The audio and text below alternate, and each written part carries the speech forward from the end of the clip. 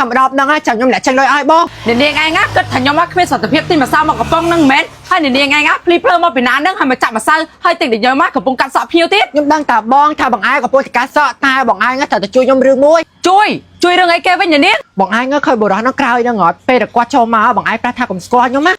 ពូកាត់សក់មិនឃើញនារីម្នាក់អត់ឃើញទេបងអត់ឃើញទេបងឯងមកនឹងបងឯងចង់មកកាត់សក់មិនមែនបងនឹងឲ្យបងហាងខ្ញុំមកប្រម៉ូសិនពិសេសហ្មងកាត់មួយក្បាលថែម2ក្បាលហើយតម្លៃទៅតែ100000រៀលទេបងវ៉ាវសេវាកម្មល្អមែនបងទូកាត់ឲ្យជីដូនជីតាបងឯងនារីម្នាក់នេះដូចជាយើងតាមរកដល់ហើយមែនទេបងមែនទេនារីម្នាក់នេះគឺជាភ្ញៀវ VIP របស់ខ្ញុំបង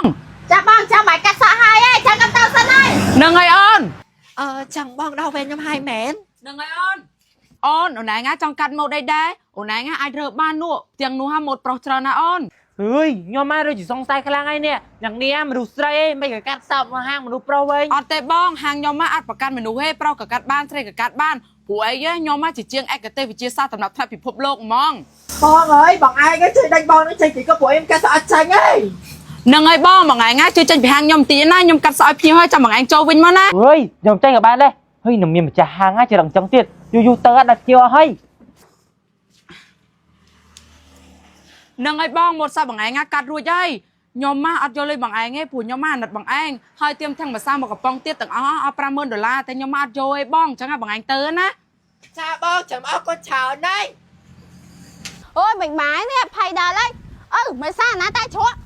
អូយពួកយើងហេងពីអ្នកយកកាត់សតអស់លុយចាំស្អែកយើងធ្វើមិនសាមដងកុំឲ្យវាច្នៃអូយគណតុងហ្វាងល្អហ្មងអញកាត់សក់$50000ចុះហែងអស់ហ្មង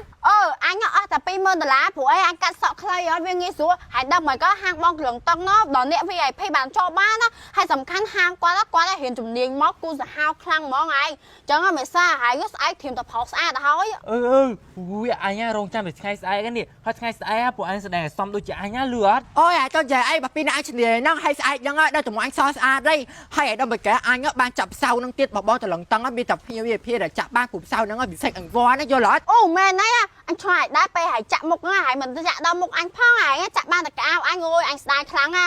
គ្មានបានជាប់កៅអញទៀតអូយបានកុំឆ្លោះគ្នាយើងរនមកវិធីស្អែកធ្វើមិនបានហើយយើងអង្គត់ច្រត់ឆ្នាំងហើយយើងទៅរកអស់សិននោះ3នាក់នោះតើហើយពួកវាចំអីហ្នឹងក្រែងពួកគេត្រូវគេដេញចាប់អីអត់បានទេយើងត្រូវស្ដាប់សិនក្រែងដេញតម្រុយខ្លះ